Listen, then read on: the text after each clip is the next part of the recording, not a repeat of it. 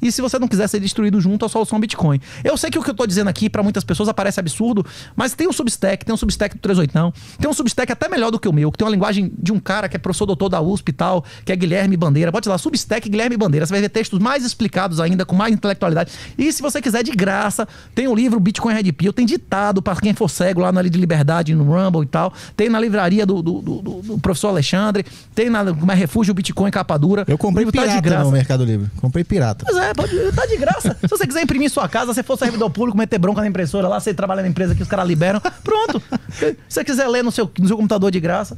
Mas, Renato, falando dessa comparação, essa analogia entre Bitcoin e Jesus, é porque o Bitcoin teria sido concebido sem pecado, né? Tem a questão do trilema lá. Você podia explicar isso pra gente? É porque Jesus diz que ele é a verdade e o diabo é a mentira. E o Bitcoin é a máquina de verdade. O Bitcoin é uma máquina de consenso de dezenas de milhares de computadores, tanto nós quanto mineradores, colocando muito dinheiro a cada segundo, e quem mentir perde dinheiro. Como assim? Quem mentir perde dinheiro? Quando um país... O que faz um país ser desenvolvido ou subdesenvolvido? Ou uma família ou uma empresa dar certo? É se vale ou não a pena ser vagabundo, não é isso? Se um país valer a pena ser vagabundo, a maioria das pessoas vai se comportar como? Ah, entendi, como vagabundo. Recursos naturais. Zaire ia ser o melhor país top do mundo, e o Japão ia ser uma merda, não é isso? O Japão não tem terra, não tem água, não é isso? O Japão tem recursos naturais abundantes? É uma desgraça, não tem nada, não é isso? O Zaire tem tudo, é um inferno. Por quê? Instituições. Se você enfrentar um processo criminal no Japão, a chance de você ser condenado é de 98%. As pessoas não querem responder processo criminal num sistema desse, não é isso? Você acha que qual a possibilidade de você ser condenado criminalmente se você matar alguém no Brasil? É de menos de 10%. E se você for preso em flagrante, você satisfizer os requisitos, você tem direito de sair em liberdade, porque o 121 simples é afiançável, não é isso? Vale a pena matar alguém no Brasil, dependendo da situação? Vale, não é isso? Ele diz que a cada 10 assassinatos, a maioria nem descobre que matou. Pelo amor de Deus, é isso. Mas qual é a coisa do trilema lá? Que você sempre pode ter só em qualquer moeda, em qualquer sistema, duas coisas, você tem que abrir mão de outra, e no Bitcoin tem as três. Uma das demonstrações de que a Revolução Francesa, esses processos de secularização são satânicos, é a promessa do que é impossível. O lema da Revolução Francesa é o lema do impossível. É uma coisa lá do pessoal, como é liberdade, como é... Liberdade, igualdade, fraternidade. É possível você ter em absoluto os três? Eu posso ser absolutamente livre e igual? Se eu for absolutamente livre, eu sou livre para ser desigual, não é isso ou não? Isso faz sentido pra vocês? Sim. É simples isso? É lógico. Isso então é uma mentira. Você não pode ter os três ao mesmo tempo. É um trilema. Ou você, pra ter mais de um, você tem que menos dos outros, não é isso? Você só pode ter absoluto um, é o médio dois. Existe o mesmo trilema na hora que você vai fazer qualquer sistema de custo, tempo e segurança, não é isso? Velocidade. O americano adora dizer isso. Não existe bom, rápido e barato. Você quer bom ou barato ou rápido em absoluto. E pode ser médio dos dois, não é isso? Isso acontece também com as criptomoedas. Se for bom e rápido, não vai ser barato. Se for bom e barato, pois é. Não vai ser rápido. O Bitcoin, se for barato e bom, não vai ser perfeito. Enfim. O Bitcoin, em sua escala original, ele se concentra na segurança. E nas escalas subsequentes, na Lightning, na Liquid, nas sidechains, ele se concentra em outros aspectos que você pode utilizar para fins específicos. Eu posso, por exemplo, agora lhe transmitir uma fração de centavo que eu não consigo através do Pix com Bitcoin sem pagar nada. Inclusive sem controle nenhum de governo, e ninguém pode me impedir. O Bitcoin acabou com o controle de capitais. Não é mais possível para um governo de nenhum desses países impedir que pessoas tirem riqueza do país. Eu posso transmitir Bitcoin por telefone. A única maneira de impedir que eu use Bitcoin é impedindo totalmente comunicação no país, inclusive rádio. Eles conseguem fazer isso? Isso que eu ia te perguntar. Eles conseguem impedir comunicação? Isso não é um defeito? A internet, a gente tá na mão da internet para poder movimentar Bitcoin. Não, eu posso fugir com Bitcoin na minha cabeça, com a senha na minha cabeça, como muita gente fugiu da... Dezenas de casos. Eu fui recentemente em Portugal. Tava cheio de gorilourinho ucraniano. Inclusive os ucranianos foram para Portugal. Não eram os fudidos. O cara que quer viver de assistência social vai para Luxemburgo, para Holanda, para Alemanha, não é isso? Os caras que foram para lá eram bitcoiners, que Portugal tem uma política de isenção maravilhosa para quem tem Bitcoin, o custo é baixo.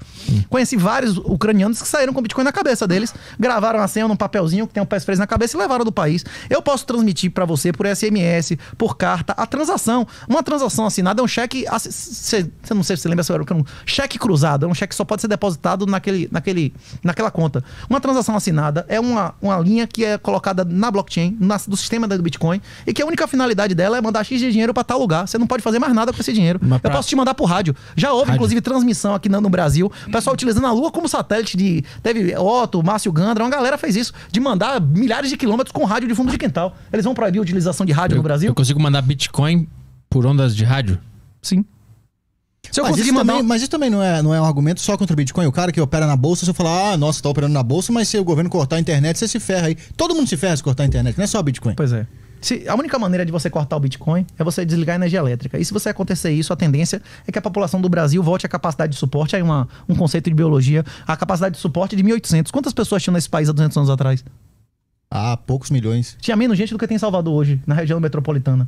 Se acabar a energia elétrica, em 24 horas acaba o feminismo, em 48 horas volta a escravidão voluntária, a gente vendendo filho, não é isso?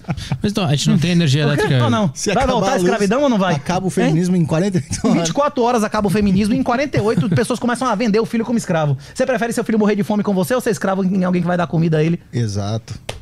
Mas então, se a gente precisa da energia elétrica, a gente precisa do Estado. Porque quem gere tudo isso é o Estado. Você não tem capacidade de gerar energia elétrica? Eu não.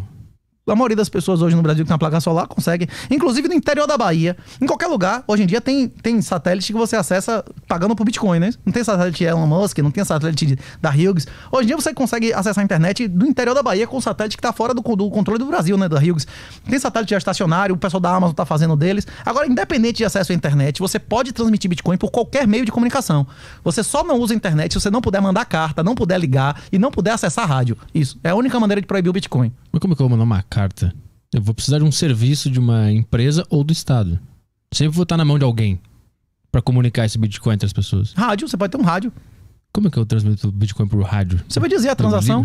Você vai dizer a transação, dizer as palavras. Aquele walk-talk? Você pode dizer ou você pode bater, pá. Código Morse? Também. Inclusive, você pode botar seu Bitcoin num cartão perfurado, a pessoa sabe previamente a passphrase, você manda o cartão para qualquer pessoa. Puta, mas é muito trabalho, né? Existe um trabalho. A questão é que na hora que você tá num país com controle de capitais, isso é remunerado. O ouro chegou a valer 1/3 do preço daqui na Venezuela. Você conseguia tirar ouro fácil da Venezuela?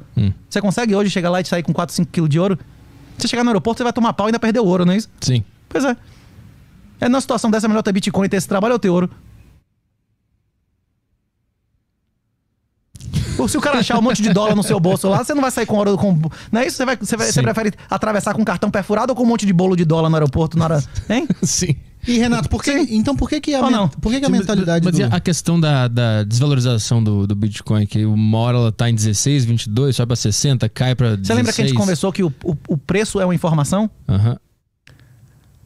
Eu falei alguma coisa aqui que você não sabia?